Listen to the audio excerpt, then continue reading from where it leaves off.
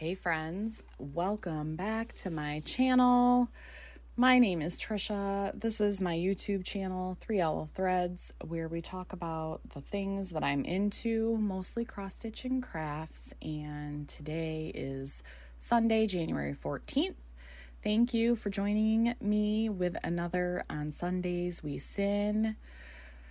This day, I am working on Three Snakes in Paradise by Barrick. I absolutely love this piece. I picked this chart up in Las Vegas when Leaf and I visited for a 48-hour whirlwind weekend. I insisted that we stop at Stitcher's Paradise in Las Vegas. We went probably the second day we were there. It was pretty hilarious because Leaf came with me. I don't know if he walked around a little bit while I was in there, but he ended up coming in and sitting down next to the owner, whose name I do not remember, but I know many of you have been to Stitcher's Paradise, so I'm sure you know who she is. And they just chit-chatted for at least 30 minutes while I was in there. Honestly, I think she was probably tired of him. But, you know, if you've met Leaf, you love Leaf.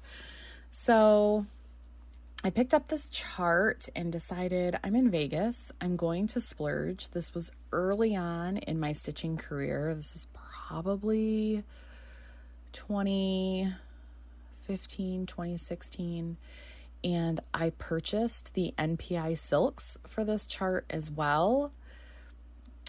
If you've watched me before and you've heard me reference NPI silks, yes, they are sex on a string. They are the nicest silks I have ever worked with. I love other silks. Dinky Dyes is a big favorite. Vicki Clayton silks, I have several of those, especially since she came back to the business. So I have some of her vintage silks, HDFs, and I have some of her newer stuff too. I haven't purchased any in probably a couple years, but I thought the occasion definitely warranted some very fine materials. The fabric, you can't see, it's a little blown out here, but it is kind of a blue, light blue mottled fabric. The owner of Stitcher's Paradise helped me pick it out because, whether you know this or not, this project is full coverage on the inside where those little leaves are pointed inside. All of that is full coverage with like a mossy green. And even though I have that silk, I knew right away I was not going to do full coverage. That is not my jam. I do not enjoy that at all. So it will be this blue and it will be beautiful no matter what. I am fairly certain this is a 32 count. I have no idea what the fabric is called or who the dyer was. Sometimes we do what we got to do. So I'm stitching this with one strand. Am I stitching this with one strand? No, I'm stitching this with two strands.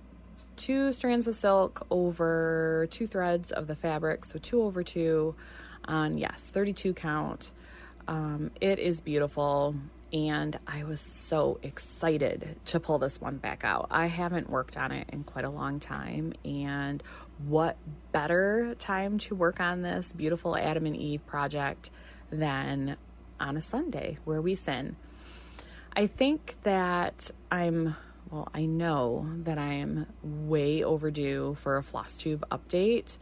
And I will be showing these projects in a regular video. I hope to film that sometime soon. So be on the lookout for that. So while we're stitching today, honestly, I was really struggling with things to talk about.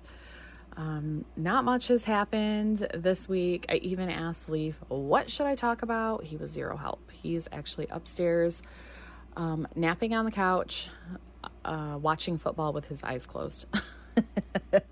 He's not at all interested in whatever game is on tonight. I'm actually doing this voiceover on Saturday, But you best believe after you see this, Sunday night, we'll be watching those Lions. They've had a pretty great season, and I've never been more invested in football than this year with the Wolverines and the Lions. Go Michigan teams. We are currently, as I'm recording this, under a winter storm warning. We actually, I say we, for the kids and I, on Thursday night, it was anticipated we were going to get a winter storm. So the kids were very much hoping for a snow day. And I knew that my boss had a meeting with our emergency management team at the college that I work at 5 o'clock. And he did text our small team in the office, the chief of staff and myself, to let us know that they had called for remote operations and canceled any in-person activities as well as in-person classes. So we were full on expecting a big snowstorm. It was supposed to start snowing at 10 a.m. It did not. No snow fell Thursday night. Friday morning, it was fine. The kids got a snow day though too, and I happily worked from home. The snow didn't start falling until probably 3 o'clock, 3:30, so it was the end of our day. We absolutely could have made it to the office to work. And some of those that have to travel farther than somebody like me who only travels 15 minutes, it would have been a little bit of a messy commute, but nothing that, we live in Michigan, right? Nothing that we couldn't handle before. However, we all worked from home. Everybody was happy about it. It snowed last night quite a bit, but not a lot. And I woke up this morning and it was more just really, really cold. The snow turned crunchy. It snowed a little bit this afternoon, but it's supposed to snow possibly 7 inches in the next 24 hours. We'll see. And then Monday we have off because it is Martin Luther King Day. So I'm excited for a long weekend. My Friday was so productive. I got so many things ticked off my to-do list. I felt really good. I'm feeling very peaceful. The new executive assistant started, who took over my previous position. She is doing very well. When you start, I think, any new job, especially when you come into a fairly large organization, there's definitely a learning curve, but the basics are the same. So I think she's going to do great. I feel super peaceful about that as well. And if any of you know me personally, I don't feel peace very often. I'm pretty high strung. So just the fact that I was really just feeling good all week, felt really good for the entire week. I'm really hopeful that this is the way 2024 will be. Another bit of great news for Leaf is that he met on Tuesday or Wednesday. I can't remember. He met this week with his swallow therapist that he had been meeting with almost weekly, just to make sure that that all of his muscles in his throat, his tongue, and things like that were still working, because a lot of damage can happen with the radiation that he's been going through for the past 7 weeks. And I am happy to report that he was discharged from therapy. He still does not enjoy eating at all. In fact, I don't think he's eaten since Emma brought him French toast and bacon at their last session. That's part of what she does. She brings him food and stares at him while he eats it and tests all of his swallow reflexes, make sure that he's not coughing while he's eating or anything like that. He ate half of his breakfast. She was very pleased that he has maintained all of the function in his throat and mouth, and said that he didn't need to come back anymore. So I'm very, very happy about that. That is one of the first hurdles that he had. Now, like I said, he hasn't eaten anything since then. Really, he's had a couple bites of stuff, but it's really painful. He has a lot of pain when he tries to swallow. So one day at a time. This was our first win.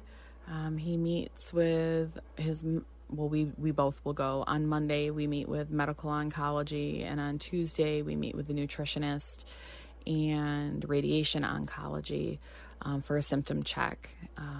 Right now, he's just really pushing to maintain his weight so that Wendy, the nutritionist, smiles and says she's proud of him. He's doing pretty well. He has not lost any significant weight in the last week, and that's what we need. So that is going great. So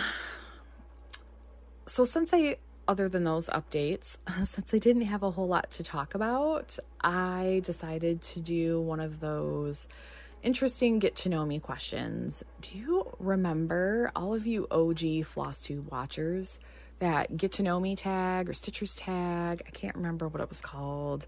Do you remember? Like, that is always the first video that a new floss tuber uses as content. And I thought, it has been a long time since I've done something like that. I started my floss tube channel in 2015, I think. Hard to believe it has been this long. Maybe 2016. I can't remember. I'd have to go back and look. But anyway, I found a list of questions that I thought would be really fun for us to chat about. So we're going to do that during this time. I'm going to get a drink because I'm very thirsty, and then we'll get started.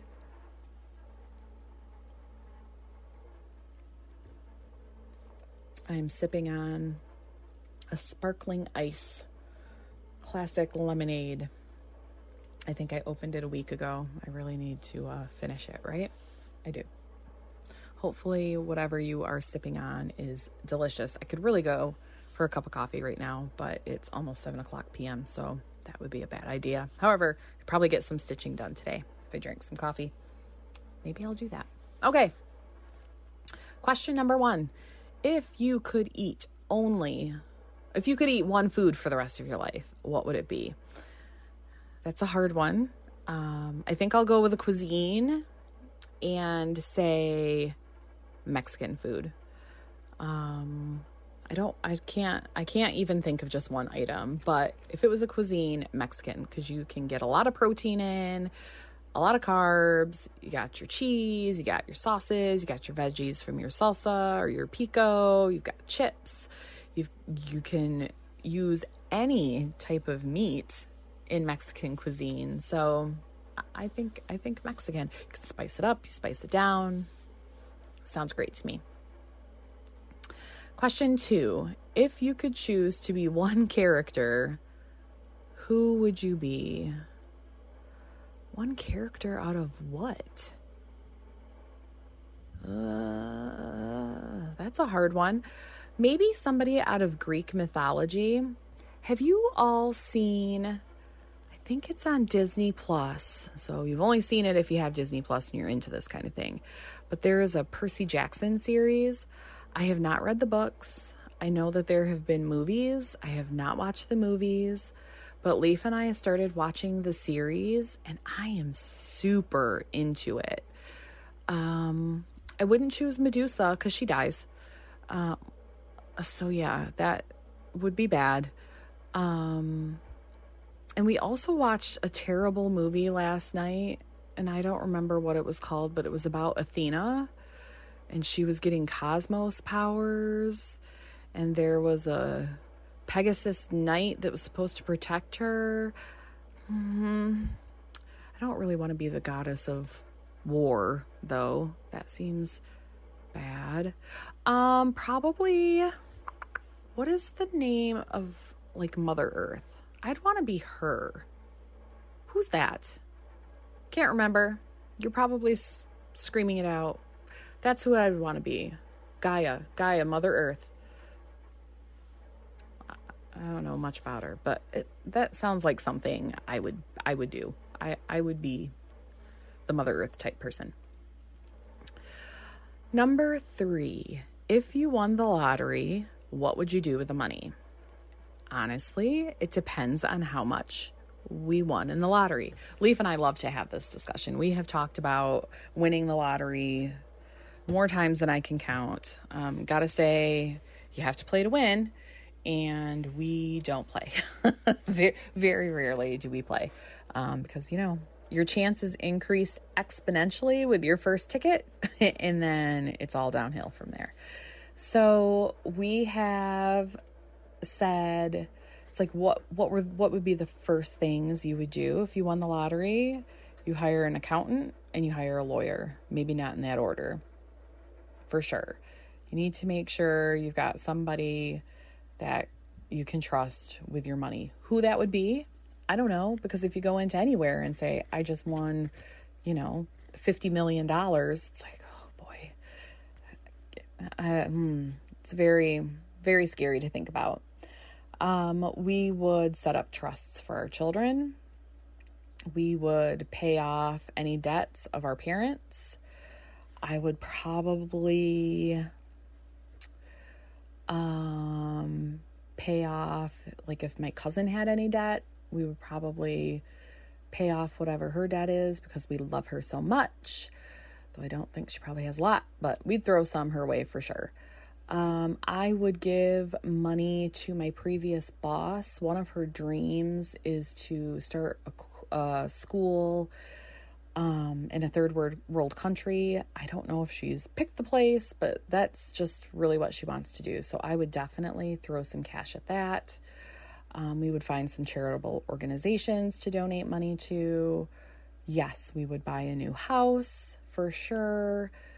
We would probably, I would buy a house for my mom so that she could live more comfortably. We would make sure, my brother-in-law and his mom would likely just stay in the house that they're in. So for sure that would be paid off.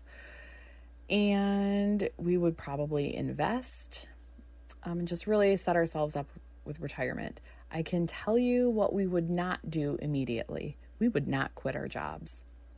We have talked about this a lot of times as well. If we won the lottery this weekend, guess who's going to work on Tuesday? Not Monday because it's a holiday. We will both show up to work on Tuesday. It is just, that's the way it is. I can't imagine, again, would be how much money. I can't imagine paying for my own health insurance, and I can't imagine not having health insurance. Maybe if it were 50 million or 200 million or something like that, okay, probably the job isn't needed. If it were 1 million or even 5 million, it would be some time before we would be, stop working and figuring out what else it is that we want to do. If I were to quit my day job, if it was enough for that, I would most definitely open up my own quilting and cross stitch store. Maybe both. Brick and mortar, find a great place. We might move from where we're at. I've always wanted to, I don't want to say always. I have often thought about what our life would be like if we didn't live where we do. I'd like to see other things. I'd like to experience other things. Lotto cash would help, right? So those are some of the things we would do. If you could have any career in the world, what would it be? That goes back to probably a quilt shop or a cross stitch shop. If money were no object, that's definitely what I would do. I'd want to do something creative. I love the job that I have now. But I would like to have the opportunity to do things that are more creative. Also realizing when you own your own business, and if it were to grow to like a physical location, that would be a lot of work. That would be so much work. So it would be a job. It would be a job. If you could travel anywhere in the world, where would you go? I would love to go to Japan. That's always been the first place that I've said I wanted to go. I would love to go to England. I would love to just about anywhere, honestly. I would love to visit just about anywhere. Would I like to live just about anywhere? No. But I think Japan and England are on my top two for sure. Question number 6. If you could go back in time and relive one moment, what would it be? I don't think I have one. I really don't. Go back in time and relive one moment. What would it be? I don't know. Gonna have to put a pin in that one. I cannot think of one thing that I'm aching to go back and relive. Not one. I don't feel like I've had too many missed opportunities. Choices have been made and life goes on. And I'm not there yet. Talk to me in a year, 5 years, 10 years. Maybe I'll come up with something, but I don't have anything today. Number 7, if you could meet anyone in the world, who would it be? Oh, anyone in the world, living or dead? I don't know. I would... Oh, these are hard. If you could meet anyone in the world, who would it be? I would... Anderson Cooper. There you go. Did I talk about Anderson Cooper the last video? I don't remember. He's been my celebrity crush for 500 years. And I would love to meet him. He just seems so smart and interesting and funny. We'd have to give him a couple shots so he would giggle. Yeah, I would meet Anderson Cooper. Keanu Reeves would be another one that I'd be interested in meeting, just because he seems like such a genuinely nice individual. Haven't heard much drama about him. Definitely.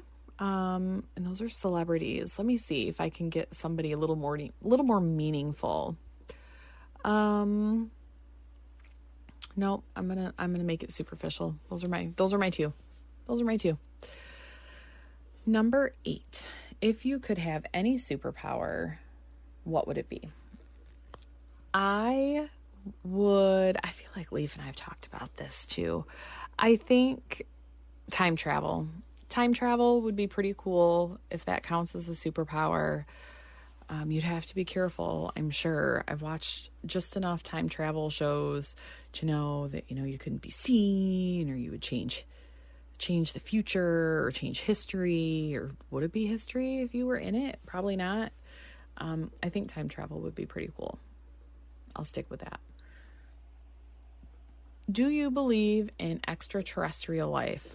Well, if you believe the government, didn't they admit to it? Didn't they admit to it last summer?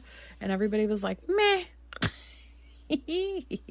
I know. I heard like a week after when somebody said, no, aliens exist. The government said so. And I was like, nah, okay. I have a hard time believing that humans are the only intelligent life in the whole entire universe.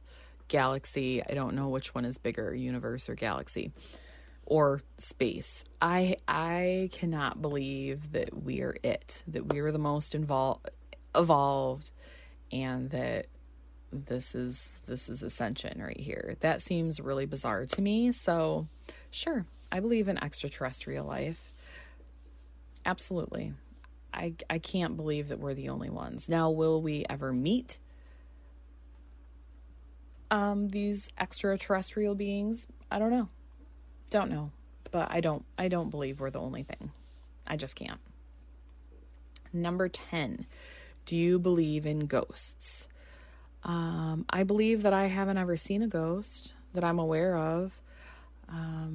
I do believe in energy, and if that means that energy is trapped in places or it manifests in ways that we don't understand, sure. I don't not believe in ghosts. I'm not silly enough to believe that I understand any of that. And I have an open mind. And as long as they're Casper friendly, I'm okay with it. I'd rather not be haunted by something scary like I've seen in movies. Let's not believe in that. Now I'm scared. Number 11, do you believe that time travel is possible? I don't believe that it's happening right now, but I don't not believe in many things. I think that lots of things are possible, that this life of ours is just a blip in time, and evolution is going to keep evolutioning, right? And maybe someday time travel will be possible. I don't think it's happening right now, though, but I don't discount it. Number 12, what is your opinion on love? That's a weird question. I think love is great. I think love takes many forms. I think that love is a pretty strong emotion.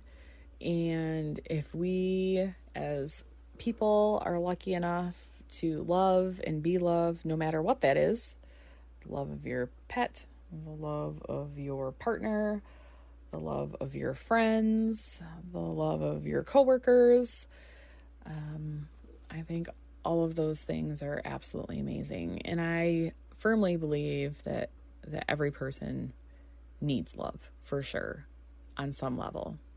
I think it makes us better. I think it makes us work harder, and it makes us better people in general. Number 13, what is the first thing you notice about people? Well, probably their physical appearance, for sure. So it's the first thing that you see. If you're across a parking lot or across a room, you haven't necessarily talked to them. You haven't necessarily heard them speak. So probably physically, the first thing that I notice about people are eyes. I believe you can see a lot by a person's eyes. And there, you know what else I notice? This is something that Leaf and I talked about too. When he was starting his new job a while ago, he notices people's shoes. And I thought that was the dumbest thing that I had ever heard. He needed to get some new shoes, and he was very particular about what he wanted them to look like, because he said when you're meeting new people, they notice your shoes, and if they're ratty or whatever, that leaves an impression. You only have one time to make a first impression, right? I thought that's silly. However, I do think it depends on the person, but I will say that my new boss has commented on my shoes probably half a dozen times since I started working for him. And I think it's hilarious. He notices shoes. So I guess I won't be wearing flip-flops to the office. So eyes and shoes are the first things that I notice. Number 14, what is the strangest thing you have ever seen? I have probably seen a lot of strange things, but the first thing that came to mind, not proud of it, this past fall, and I know it was reported on several times, I think, in the Midwest, but this past fall, Leaf was out of town, the kids were in bed, and I was at my next door neighbor's house, and we were sitting on their deck, probably having a few adult beverages, definitely having a few adult beverages. I was feeling pretty good after a long work day, and we were chit-chatting, and I looked up and I saw this like string of lights. I even took a video of it. It was probably, I don't know, September-ish, maybe October. It was warm. but not hot.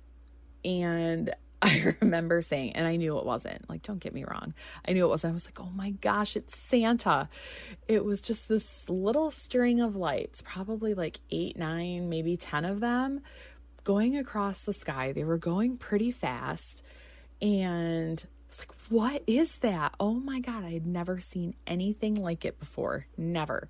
Took a video, but it was all stupid grainy, and I was slightly inebriated, so it was shaky. And I remember saying, oh my gosh, this is like one of those UFO sightings where people take the awful video and it ends up, on some TV show. And then we were all laughing because it was hilarious. And it's my best friend that lives next door, and her husband's like, oh, it's probably a satellite. It's like, I've never seen a satellite like that with all those lights. What in the world? It wasn't a plane. It wasn't a shooting star. And it went pretty fast, and then it was gone. Come to find out, it was one of those Starlink satellites, the Elon Musk ones. I ended up looking it up a couple days later and seeing a video that was posted online. And I was like, oh, I feel like such an idiot. Because it was totally not Santa Claus. It was not Santa Claus. Well, what are you going to do? That was probably the strangest thing that I can remember seeing anytime in recent time. That silly Elon Musk. Okay. Number 15. What would you do if $1 million was given to you with no strings attached? I would probably, pay off any debt that we have, which isn't very much, and I would set up some accounts for our kids. We would likely sell this house and buy a new one, and then we would invest. $1 million seems like a lot, but have you all seen those shows where winning the lottery ruined my life? I don't want to come up and be like that. So we would keep it real simple and probably not make any real huge life changes or huge purchases, other than we would get a bigger house for sure, and maybe a couple new cars because ours are dying, and then invest for the future for sure. Let's see. What is the first thing you do after going home from work or school? I change my clothes. 100%. That is the first thing that I do. I come in and I put on my pajamas. That's my routine. If I'm not going anywhere. It honestly depends on the day. Archer does karate 2 times a week. So at that point, I come home. Hopefully he's eaten. I go to the bathroom, make sure he has his gi on, and we leave. So, but if there's a day where we're not going anywhere, a typical day, come home, put on my pajamas, 100%. Number 17, if you could change one bad habit or weakness of yours, what would it be? I would try to not always think the worst. I'm a worrier, and it's just part of my personality. I like to be prepared for anything that might happen, and sometimes I will prepare for the negative before I have any reason to. I borrow worry. I say that about myself all the time. I would definitely change that. I would probably take more risks. I might be more spontaneous. But you can't plan for any of that, and I'm a planner. So those are some personality traits, I guess, that I would change. Or the bad habit of not wanting to take risks.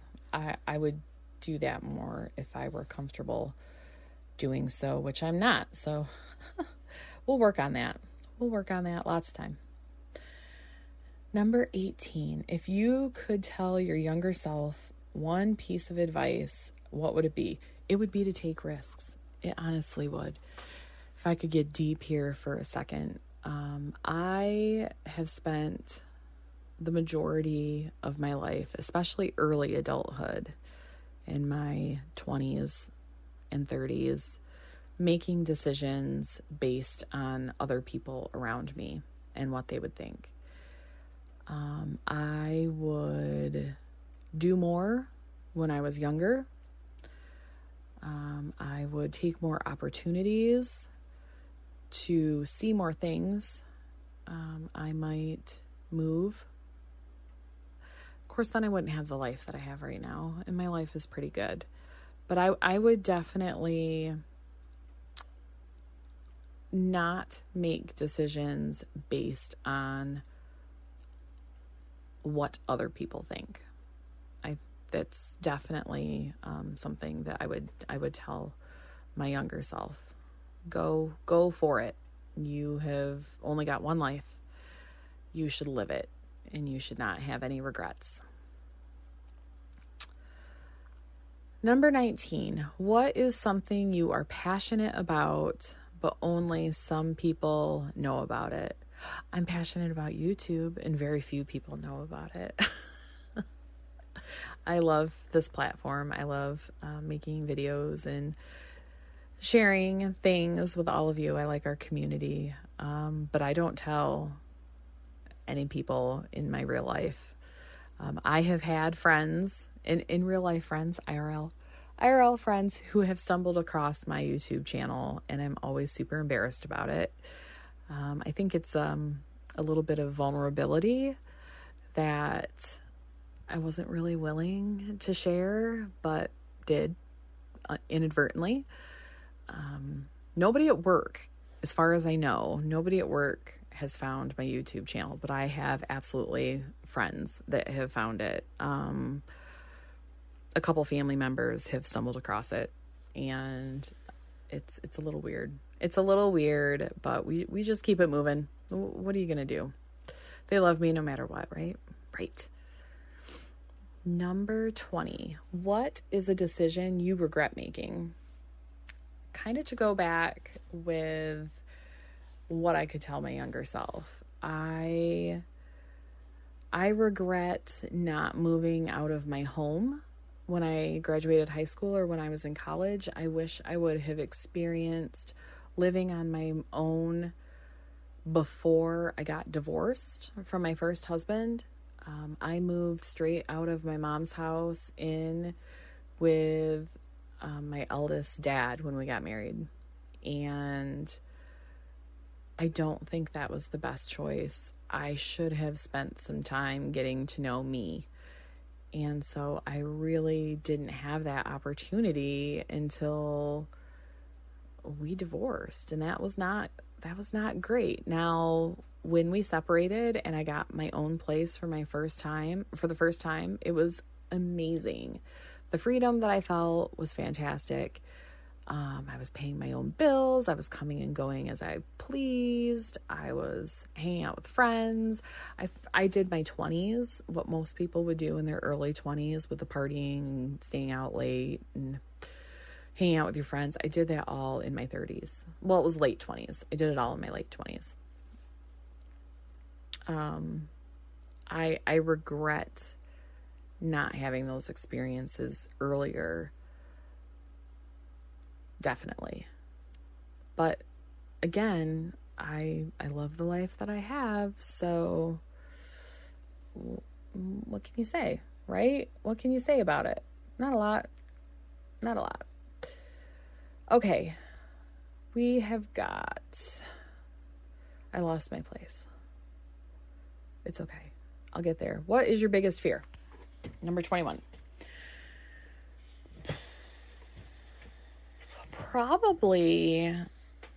I think it's probably having Leaf and I, or one of us, die before our children are established. You all know, if you watched my first one, that Leaf was diagnosed with cancer. And while he is not dying from this, not today, not tomorrow, it does really make you think, I'm not ready for that. And our children are so young. Archer just turned 10. Axel will be turning 12. Who's going to take care of them? And if something, God forbid, were to happen to both Leaf and I, we are not prepared. We don't have a will. I have told the person that I want to take our kids, I've told her, and she's like, okay, but we don't have anything in writing. Where does our money go? It goes to her. Where do our kids go? They go to her. But nothing is official. So that's probably right now, we need to make that happen. We really need to make that happen. I need to write that down. That needs to be a 2024 goal of ours. We have got to get that stuff taken care of, because life can change in an instant. Not to get all morbid, but there's a girl that I'm friends with on social media. She and I went to high school together. We were friends. We're acquaintances. Like, if I were to see her tomorrow, I would absolutely hug her, but I would hardly say that we were friends. Her husband was diagnosed with cancer just about a month before Leaf was. He got his diagnosis while Leaf was still going through testing, and he just passed away on Friday. He's 47. And that I cannot fathom what she's going through. She has young adult children, I think maybe 20 and, early 20s, late teens for sure, college aged. How your life can just turn around in a blink like that. It's just awful to think about. So let's not do that anymore in this video. That's my biggest fear, though. Do you think people are influenced more by nature or nurture? I think that you can't discern between the two. I think it's both. I think some behaviors are just ingrained in people. I don't know. I would probably lean more towards nurture, though. I feel like everybody has a chance. Everybody has a chance. So I'm going to go with nurture because I've been watching too many true crime shows. Number 23. Do you prefer people who are blunt or who sugarcoat things? I prefer somebody who's honest. I prefer honesty. Sometimes that means you have to be blunt, and sometimes that means you have to present information in a way that it can be received. People are complex, and communication is complex, and it's not a one-size-fits-all. So I prefer honesty. What are you proud of but don't talk about often? I am proud of the person I have become, and am proud of the growth that I've had and the growing that I still have to do. I think this kind of goes with nature versus nurture. I think that I had the opportunity. I think we all have opportunities to go one way or the other, right? There are a lot of different avenues to our life. And I am very proud of who I've become. I am super proud of the way I've raised my children. I am so proud of my oldest, AJ, of the human he is becoming every day. I love him so much. My kids are amazing. My relationship is great. We're good people. I'm proud of who I've become and how far I've come. My legs also hurt here.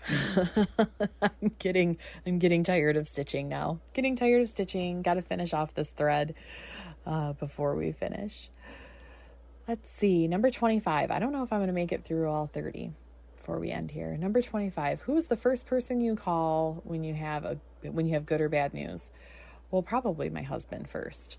But outside of my husband, it is my bestie that lives next door. She is the first person that I call or text with anything. I am so lucky to have her in my life. She's amazing. We don't agree on everything, but we don't have to.